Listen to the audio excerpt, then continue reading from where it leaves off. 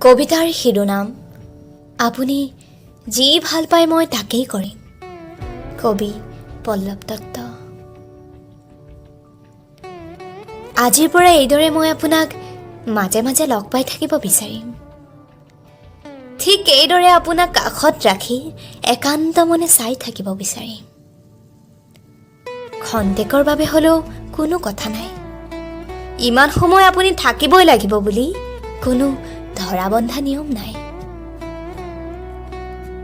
আপুনি এটা চুমাৰ সমান সময় দিলেও চলি যাব, অথবা আপোনাক সাৱটি ধৰিব পৰা সময়। আপোনাক প্ৰভাৱিত কৰিবলৈ কি তৰিকা প্ৰয়োগ কৰিম এতিয়ালৈ ভবা হোৱা নাই। আজি নিশাটো মদ খালেই লৈ আহিব পাৰিম হাতৰ মুঠিত 1000 মান পগলাও পাই।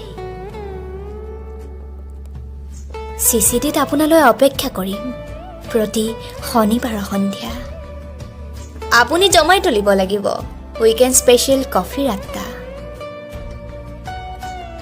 আপোনাৰ বয়স 36 বুলি মই জানো, অথচ 21, 22 নে 23 বুলি সুধিম। আপুনি চুলি মেলি ভাল পায় বুলিও মই জানো, অথচ কেইডালমান কাণৰ কাষত গুজি দিব খুজিম।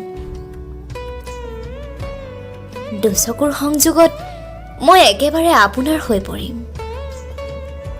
আপুনি মোৰ হ'বলৈও এমুঠি বালিৰ পৰিমাণত যুক্তি দাঙি ধৰিম।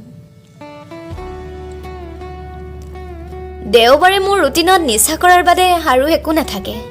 এতিয়াৰ পৰা আপোনাক লৈ ব্যস্ত হৈ পৰিম।